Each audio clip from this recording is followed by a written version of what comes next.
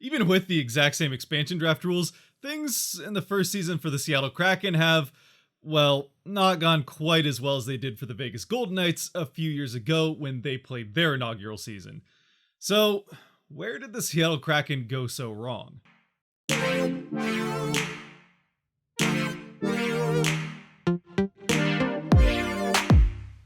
Of course, as with anything, some of Vegas' success and Seattle's lack thereof does just come down to pure dumb luck. After all, nobody on planet Earth saw a 78-point, more than 40-goal season coming from William Karlsson for the Golden Knights, who, in 123 games prior to that, had just 50 points with 18 goals. Meanwhile, for Seattle, I think just as many people were expecting it to take until February for Jonas Donskoi to score his first goal, and for one of last year's Vezina finalists to statistically halfway through the season be the worst goaltender in the NHL. So, yeah, there you go. It pretty much all comes down to dumb luck. Thanks for watching, and don't forget to hit like and subscribe. Okay, obviously I'm kidding. Even though luck does play a bit of a role, there's still a lot more to it, even outside of the picks themselves, which we are going to get to. While again, yes, Seattle's expansion draft did have the exact same rules as Vegas's did, everything else surrounding it could not have been more different.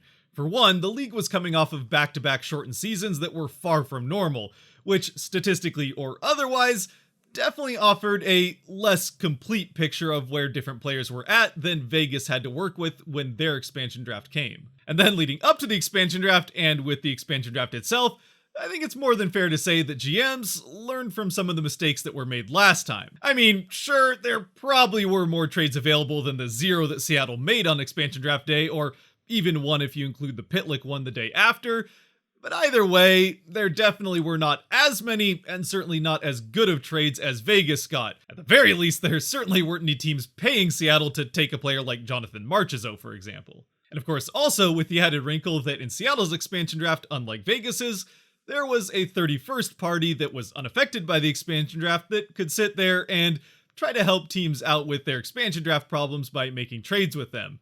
That, of course, being Vegas themselves. And finally, as we get to Seattle's first season, again, things are different here than they were for Vegas in their first season, in at least one very noticeable way, and that, of course, is this whole pandemic thing that caused all of those issues leading up to the expansion draft in the first place. As we all know, even just with this season specifically, COVID has affected every team throughout the course of this entire season, whether it was the beginning of the season where it made practices early on and getting teams together for the first time more challenging, or throughout the course of the season itself with players in different amounts and different times going on and off COVID protocol. And again, while COVID has affected every team throughout the course of this season, I think it's fair to say that it has a bigger effect on a team coming together for the first time, especially when Seattle did have COVID issues right out of the gate with a number of players on COVID protocol in the last couple weeks of preseason and going right into their first game against Vegas. Which certainly, even from before the season and getting everyone into Seattle to start practicing,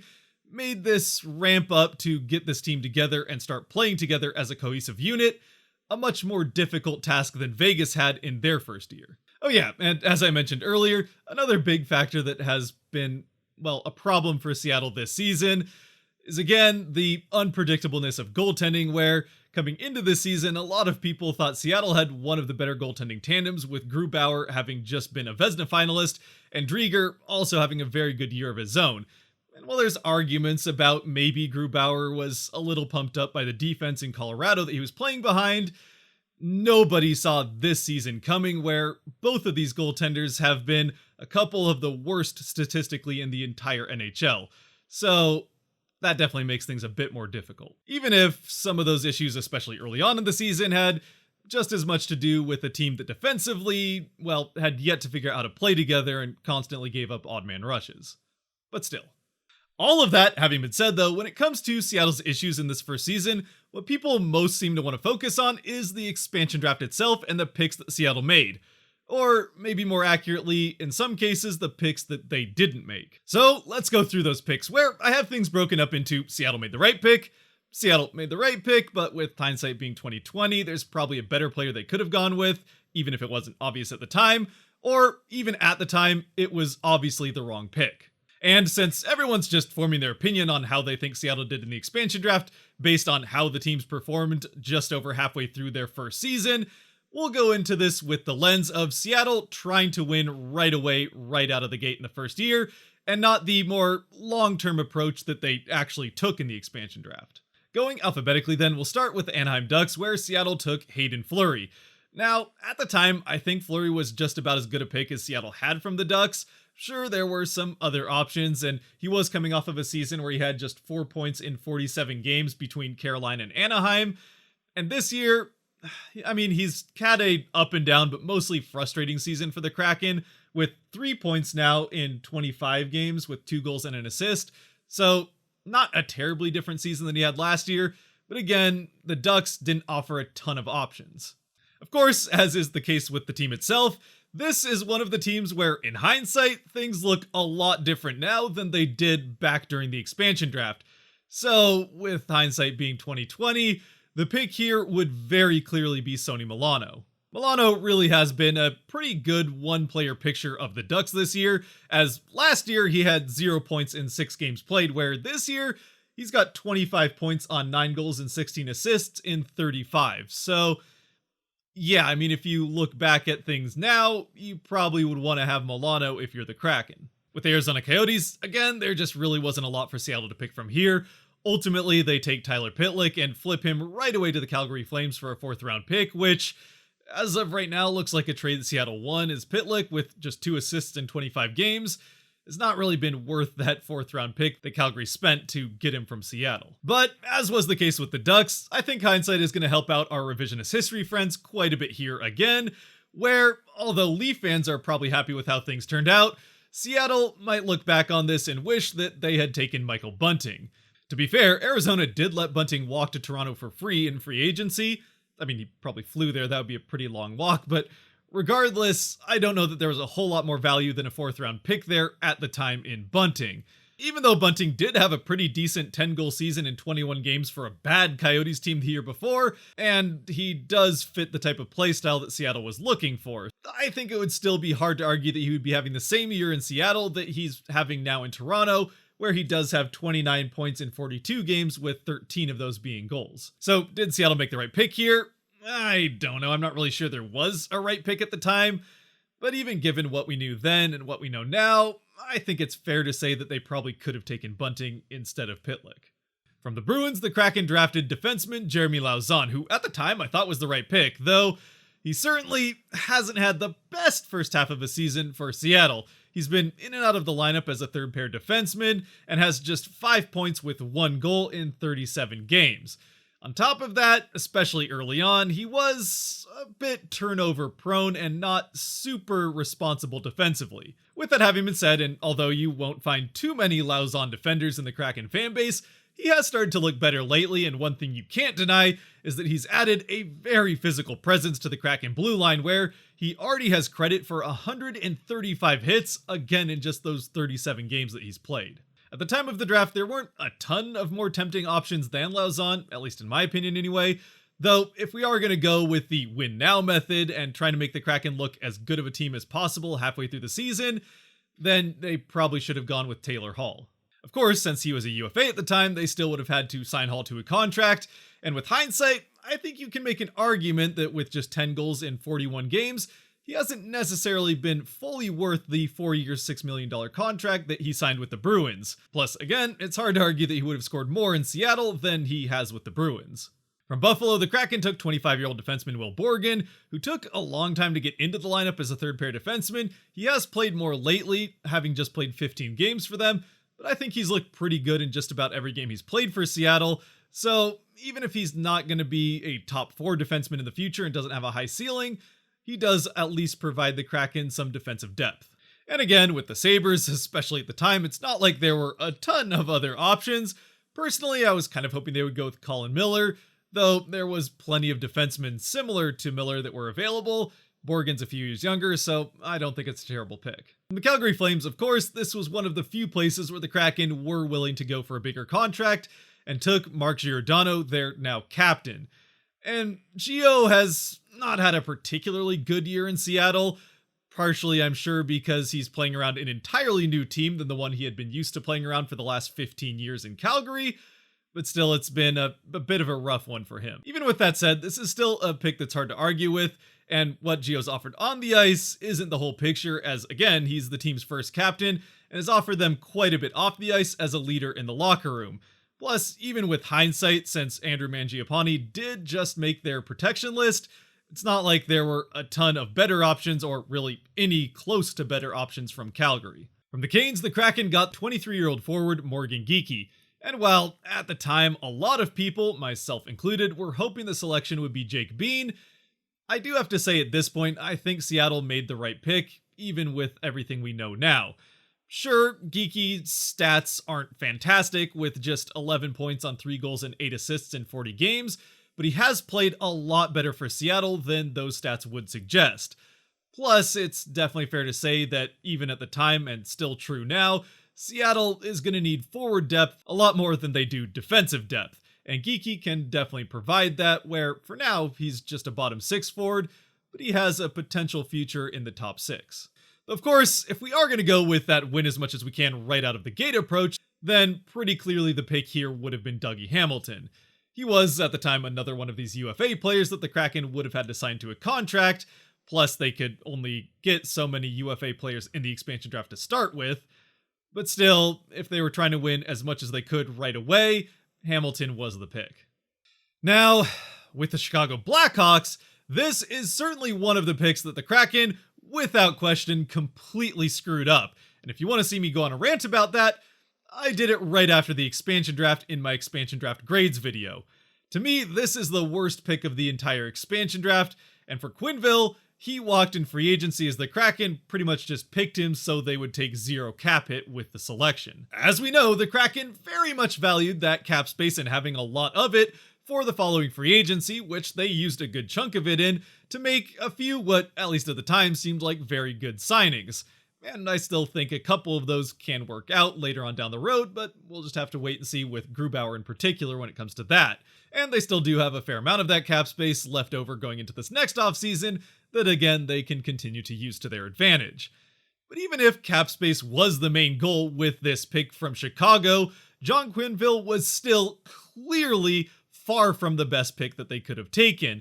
Just to name a couple of other guys that either hindsight or at the time would have been better picks would be Nikita Zadorov or Adam Gaudette, both of whom were RFAs at the time. So if Seattle really just wanted to pick someone to let them walk and get all their cap space back, then they could have done that with either one of these guys. However, unlike John Quennville, they also could have gotten value from either one of them, either actually having them play on the team from part of the season or trading them during the offseason, which is what happened with Nikita Zadorov, who was traded after the expansion draft from the Blackhawks to the Calgary Flames for a 3rd-round pick, which is well known for being better than absolutely nothing like they got for Quennville. Meanwhile, with Gaudette, he could have at the very least offered the Kraken a little bit more of that forward depth that we talked about them desperately needing. Now yes, he does end up signing a 1-year, just about $1 million contract with the Blackhawks, which isn't 0, and that's the cap space that apparently we're looking for here. Although, like Zadorov, Gaudette has also since been traded by the Blackhawks after having played 8 games where he had 2 points with a goal and assist for them, which is also not nothing like what they got from Quennville. And yes, that trade does end up being for unknown compensation with the Ottawa Senators. And while unknown compensation probably means it wasn't a whole heck of a lot, not a whole heck of a lot is still, once again, better than 0. So even with the approach the Kraken took to this selection, they still managed to completely screw it up. Also, as far as going for as many wins right out of the gate is concerned, Calvin DeHaan was also available and had a contract, which would have allowed them to sign another guy that didn't have a contract at the expansion draft, like, of course, a Dougie Hamilton type. Moving on, though, since we do have other teams to get to, from the Colorado Avalanche, the Kraken took Jonas Donskoi, or as Sean Kemp calls him, Jonas Donskoi. Still funny. For Donskoi, to this point in the season anyway, his season for the Kraken has pretty much been defined by his struggle to get the puck in the net for the first time, which he was finally able to do on February 1st, more than halfway through Seattle's first season. Now, like we talked about with Geekie, a large portion of this has been just due to bad puck luck, as he really has had a huge number of opportunities to get the puck into the net, with 55 shots on goal before he finally got one to go. And a lot of those were pretty high danger shots, as again, he just couldn't get any pucks to bounce his way or get a goaltender to just not make a fantastic save for once. But even if the NHL did have an award for the most unlucky or most snake-bitten player over the course of the season, Donskoi probably would have already won that at this point halfway through. It's still hard to argue with the fact that at the time, and hindsight certainly backs this up, the better pick for the Kraken, all else aside, would have certainly been Gabriel Landeskog. Unlike Donskoi, even with all his bad luck, who only has 15 points in 45 games, again just one of those being goals, Landeskog has not had trouble finding the net for the Avalanche, where he has 45 points in 36 games, 19 of those being goals to this point in the season. Of course, the big difference here between the two of them being the contract once again, where Donskoi is still making just under $4 million for the next couple of years, and Landeskog was a UFA at the time of the expansion draft and ended up signing a contract worth $7 million per year for the next 8 seasons in Colorado. Then again, if we're led to believe all the drama that happened between Landeskog and the Avalanche in this last offseason regarding that contract that he ended up signing, maybe he wasn't one of those players that already had an under-the-table deal at the time of the expansion draft. Maybe Seattle did call him, and they just couldn't get anything worked out with the short time span, having just a couple of days to exclusively work with the player. Assuming a deal could have been worked out, though, Landeskog clearly would have been the better pick here, whether it's hindsight or just at the time of the draft, not knowing what we know now. From the Columbus Blue Jackets, the Kraken took, don't get mad, Gavin Bayreuther. I mean, what the fuck?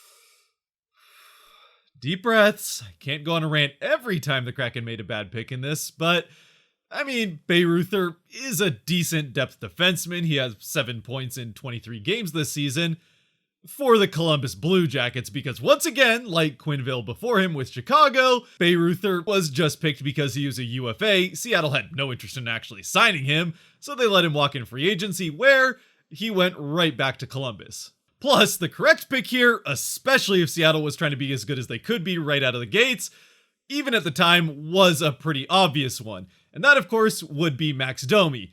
Now, sure, at the time of the expansion draft, there were, as a number of teams were doing, pretty exaggerated stories coming out of Columbus about how Domi's injury was going and that recovery process, saying that he probably wouldn't be ready for the first couple months of the season, maybe even deeper into it.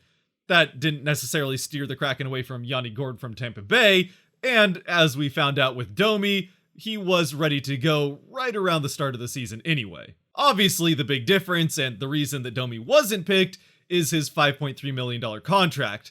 Though that does expire after the end of this season, so if they did pick Domi and decided that things weren't working out after 1 year, they could just let him walk in free agency the next offseason. Sure, it means they probably don't sign a guy like Alexander Wennberg or maybe Jaden Schwartz, but still, I think Domi would have probably been a better pickup for them, certainly than how Wennberg has played in Seattle. And sure, Domi hasn't necessarily been lighting up the scoreboard himself by any means, but neither really have the Blue Jackets, so I don't think it's a stretch to say that he could put up about the same numbers in Seattle that he's put up in Columbus with his 19 points in 33 games, 8 of those being goals. And even if Seattle didn't want to hold on to him long term, I think it's pretty safe to say, especially with his contract expiring at the end of this year, that he probably would have had more value on the trade market than the nothing they got for Bayreuther. From the Stars, the Kraken selected Jamie Alexiak and signed him to a 5-year deal. There weren't a ton of other options, and Alexiak has been arguably Seattle's best defenseman all around, so yeah, I think this was the right pick there. From Detroit, Seattle took defenseman Dennis Cholowski, who eventually they lost on waivers to the Capitals before he ever played a game for the Kraken. At the time, there really weren't a lot of other options, so it's hard to say they really missed here, though in hindsight, I think Vladislav Nemesnikov probably was the right pick, considering he now has 22 points with 12 goals in 47 games. So yeah, hindsight being 2020, probably Nemesnikov. From Edmonton, Seattle picked and then signed to a 4-year deal defenseman Adam Larsson, who has been pretty solid on the blue line and already has tied his career high in goals at this point, so that's pretty nice. And again, with the Oilers, there weren't a ton of other options, and certainly none that would have been a better pick to try to win now than Larsson. The Florida Panthers ended up being another pick and sign situation for Seattle, where they picked up Chris Driedger and signed him to a 3-year deal, again coming off of his best season of his career, so at the time it was, I think, the right call. There are some other options that would have been available, but none of them, in hindsight, have had amazing seasons that would make you think they made a big mistake by taking Driedger. Driedger hasn't had a great year in Seattle either, though it has been interrupted now a few times by injury and COVID, so we'll just have to wait and see what the next couple of years hold, assuming he stays in Seattle. But as far as the pick is concerned, I think it was the right one, especially at the time. When it comes to the LA Kings, however, this is another one of the more confusing, or I guess just downright bad picks that Seattle made, where they pick up Kurtis MacDermid. Now, for one thing, this is a guy who already had a contract that went through this year, so it wasn't another one of these pick and then let walk in free agency type of situations. And on top of that, both at the time and in hindsight, there are definitely better picks that Seattle could have made. There are any number of younger players, like Blake Lauzon most notably, that could have offered Seattle a lot more in the future. But again, even if we are ignoring the future and just trying to win as much as we can, at least for the first half of the season, the best pick at the time certainly would have been Andreas Athanasiou. Now, in hindsight, he has had some injury issues this season, has only been able to play 15 games for the Kings, where he has 8 points, which is pretty good. But still, it may not have made a huge difference as trying to win games in the first half of the year for the Kraken. Either way though, future or present, there were better picks available than MacDermid, and a fair amount of them.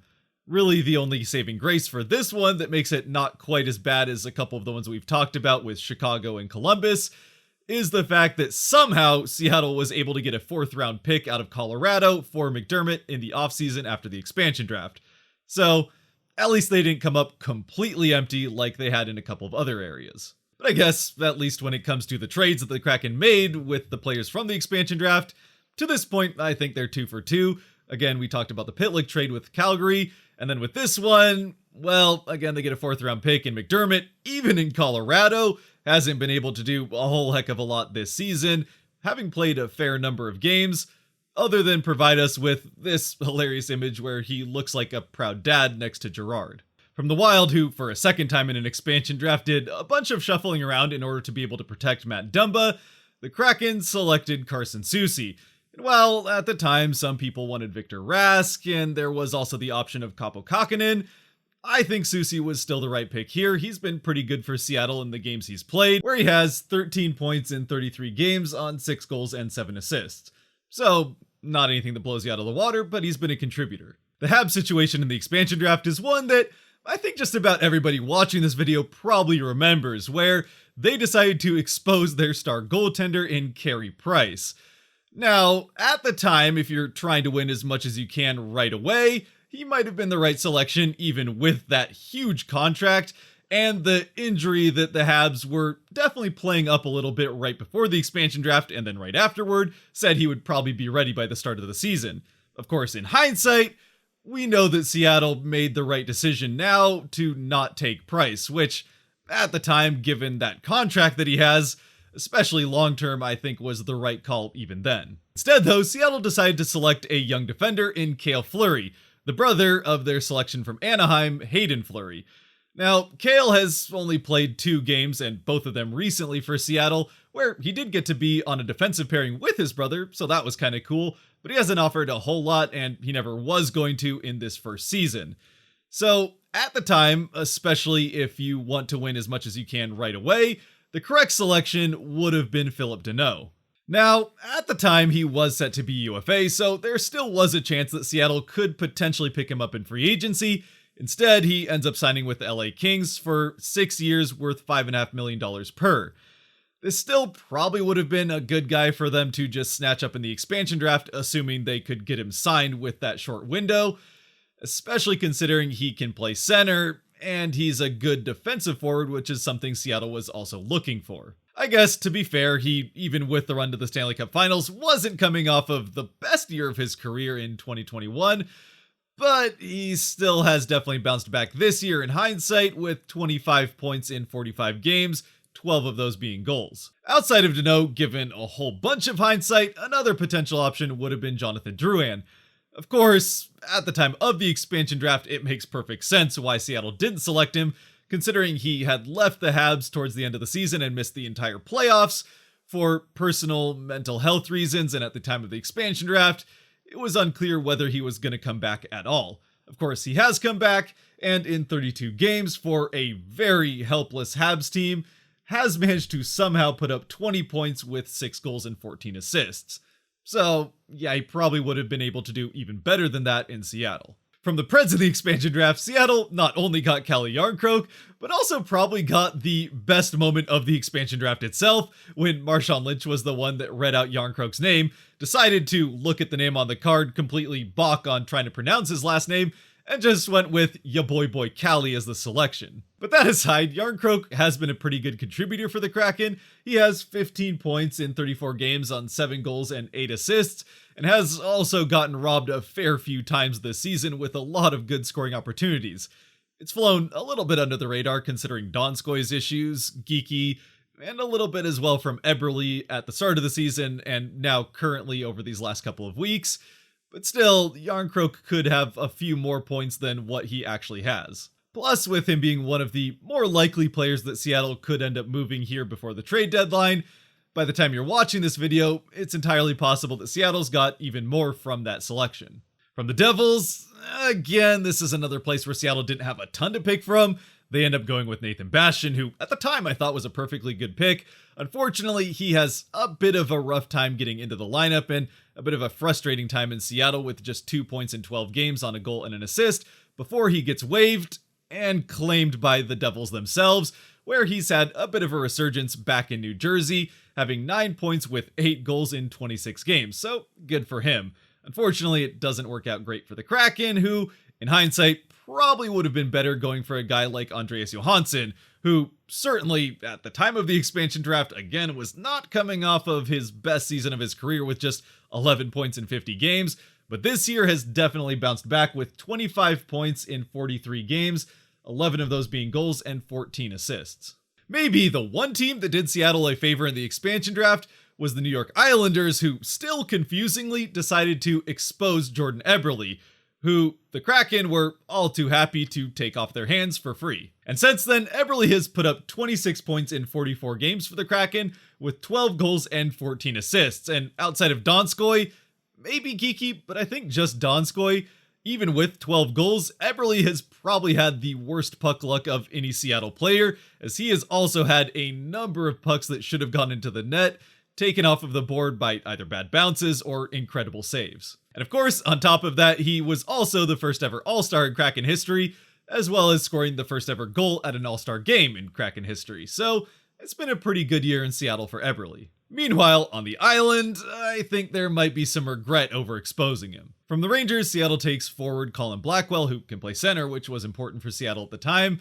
He's had at least a decent season with 9 points in 23 games on 4 goals and 5 assists. But again, if you're trying to win now, and part of the reason Blackwell gets selected is his manageable contract, so if you're not concerned about that, probably the better option at the time, and certainly in hindsight, would have been Barclay Goodrow, who was a UFA, so maybe it's not worth spending one of your UFA picks on him. Plus, he does sign a 6-year contract worth $3.6 million per year, so it's definitely more expensive than Blackwell, but he's definitely also had a better season, where he has now 20 points in 44 games, 10 goals and 10 assists. That having been said, I think you can make the argument that the difference in contracts between the two, Blackwell and Goodrow, still points to Blackwell probably being the better pick, even at the time. From Ottawa, Seattle took young goaltender Joey Daccord, who has been up with the team a fair amount this season due to especially Driedger injuries, but has only gotten into 4 games. He's been put into a few pretty tough situations, so his stats don't look fantastic. That having been said, none of the Seattle goaltender stats look fantastic, so maybe that plays a role.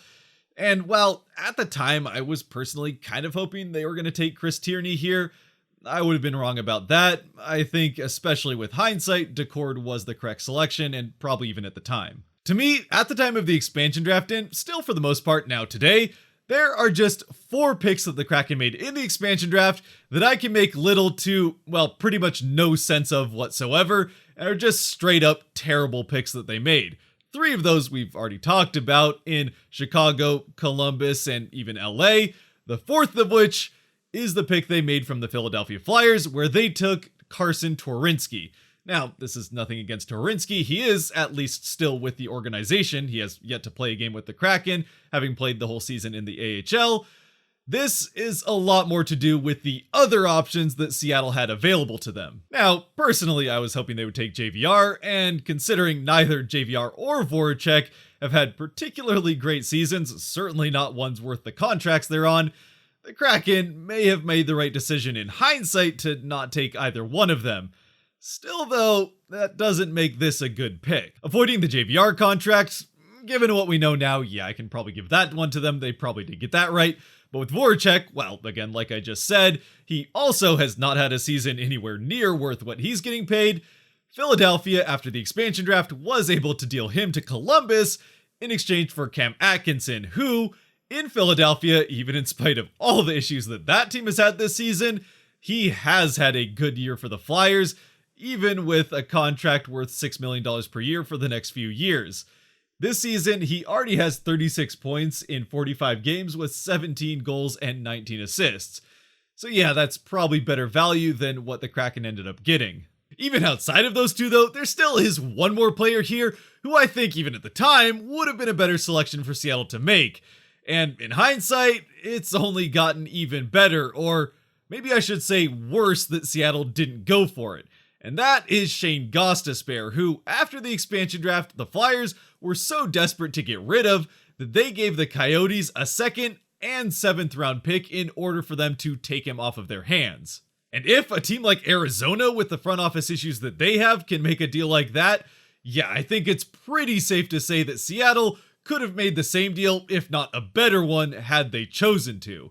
And as far as Gostisbehere is concerned, he's had a pretty decent season on a gosh-awful Arizona Coyotes team, where he has 28 points in 45 games with 8 goals and 20 assists. So yeah, pretty good production for a guy who was traded with 2 picks for free. Fortunately, from the other Pennsylvania team in the Penguins, Seattle did get a pretty good player here in Brandon Tanev, who turned out to be not only a good contributor for them while he was healthy, but also a fan favorite early on in the season, until he unfortunately suffered that knee injury that has him out for the rest of the year. So, especially with what he's meant to the team and the fan base, it's hard to regret Seattle getting a guy like Tanev, and at the time, I wouldn't have done it any differently. Though, to be fair, even outside of the injury, it is hard to ignore the fact that Evan Rodriguez was also available for the Kraken to select, who has had an absolutely fantastic season that nobody saw coming, where he has 32 points in 46 games for the Pens on 15 goals and 17 assists. I also do think it's fair to say that he probably wouldn't have those same numbers in Seattle, but still, given what we know now, he may have been the right selection. I'm still going to stick with Tanev though. From the Sharks, Seattle selected young depth forward Alexander True. Again, there weren't a ton of other options here, and True did have local ties, having already played in Seattle for the WHL's Thunderbirds. Honestly, given what we know now, the best selection Seattle could have made here would have been Ryan Donato, but they ended up getting him in free agency anyway, so yeah, I think True was the right pick. Now, with the St. Louis Blues, this is the one that I've seen a lot of people talking about, and honestly is one of the biggest reasons that I decided to do this mid-season version of this video that I'll be doing again at the end of the season, where I've seen a lot of people wondering why Seattle didn't take Vladimir Tarasenko. And sure, if you are just going with the try to win as many games in the first season approach, it's hard to blame you for wanting Tarasenko, who has had an absolutely unexpectedly great season for the Blues, even in spite of all of the off-season drama between him and the team. Currently, he's a point per game player, 40 points in 40 games with 15 goals and 25 assists, while Dunn still has had a pretty good year with 18 points in 41 games on 5 goals and 13 assists from the blue line. But even outside of the fact that Dunn is a young defenseman with a good amount of offensive upside going forward that could be a top 4 defenseman for a long time in Seattle, this is a pretty revisionist history pick that a lot of people are looking at, where you have to remember that at the time of the expansion draft, Tarasenko was coming off of back-to-back injury-riddled seasons where combined, he'd only managed to play 34 games. And well, yes, he had been a great and consistent points producer up until those injury issues earlier on in his career, and still did have 24 points in those 34 games across the last 2 seasons. It's fair to be concerned with an expansion team, or I guess any team, with that amount of injury issues and a guy that's commanding $7.5 million for the next 2 seasons. Especially with Seattle being a team that was valuing cap space, yeah, it's not too surprising, or honestly, really not that hard to understand why, at the time, they made the decision they did to go for a young defenseman with offensive upside over a veteran points producer that has had issues with injuries over the last 2 years and is going to take a big chunk out of the cap. But sure, shoulda, woulda, coulda. Tarasenko's been healthy all season and back to what he was doing before his injuries. Yeah, the Kraken probably could have had a better season with Tarasenko than they've had with Dunn, even if Dunn has, again, been one of their better, certainly offensive defensemen. Moving on though from the Tampa Bay Lightning, where there were all sorts of options for Seattle to pick from, they end up going with Yanni Gourde. And well, sure, just looking at points production at this point in the season, both Killorn and Palat have had better years. I think it's fairly safe to say that that has a lot more to do with them being on the machine that is the Lightning, more than it does who the Kraken picked. From the Toronto Maple Leafs, the Kraken of course end up selecting their current goal and points leader in Jared McCann, who was acquired by the Maple Leafs just days before the expansion draft from the Pittsburgh Penguins in a rather favorable trade for the Leafs, who pick up McCann just as expansion draft bait so they can protect Justin Hall, who's had issues staying in the lineup for them, and not worry too much about losing Alexander Kerfoot. Of course, considering the issues that Hall has had this season, they probably wish that they had protected both McCann and Kerfoot and just lost Hall in expansion if that's what was going to happen. But Seattle will happily take things the way they've been going, with McCann having a career year in Seattle, having already 30 points in 41 games, with a career-high 19 goals and 11 assists. From just across the border in Vancouver, Seattle ended up selecting Cole Lind, who, again, there just wasn't a lot of other options. Ultimately, at this point, he's just a prospect pick.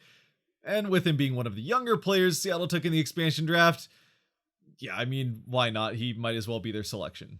DC is another one of these more revisionist history type of situations that a lot of people have liked to look back on and question what the heck Seattle was thinking, as they end up picking up Vitek Vanacek in the expansion draft, and then in the offseason trading him right back to the Caps for a second-round pick, instead of taking a guy like Brendan Dillon, who the Caps also traded in the offseason for 2 second-round picks. So if Seattle could get that same deal, yeah, maybe they missed out on a second-round pick when all is said and done.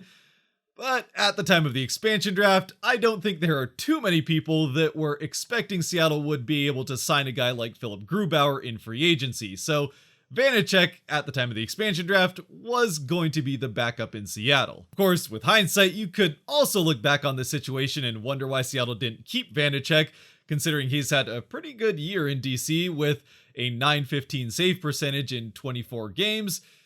But again, considering that all the goaltenders' numbers in Seattle have been down, I'm not sure that he would have had too much more luck than any of them have. Finally, from the Winnipeg Jets, the Kraken took Mason Appleton, who a lot of people, not me this time, personally, I was glad they took Appleton, but a lot of people thought that maybe they should have gone with Dylan DeMello, who was kind of surprising that he was left exposed.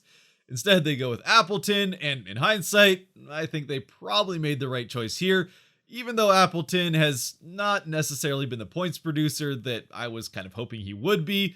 Some of that's due to him having an injury halfway through the season to this point that did derail him a bit, and he's had a hard time kind of getting things going in Seattle. Points production aside, though, he has been very good defensively and very good at winning puck battles along the boards and on the forecheck, so even though he's had a hard time getting on the board, he's been valuable in a lot of other ways.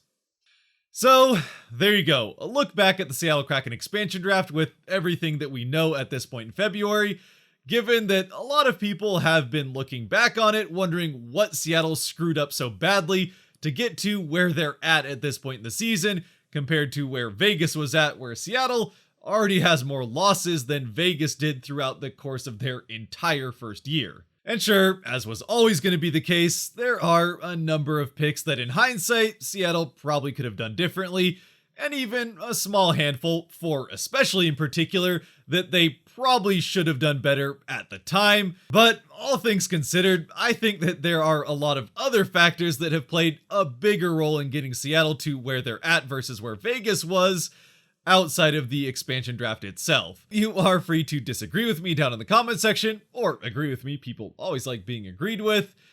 But with that, since this video has gone pretty long, if you have gotten to this point, thank you very much for watching. If you did like or enjoy this video, there are buttons for that down below that help support the channel, so I'd appreciate you using them. And until next time, stay safe out there, be good to each other, and go Kraken.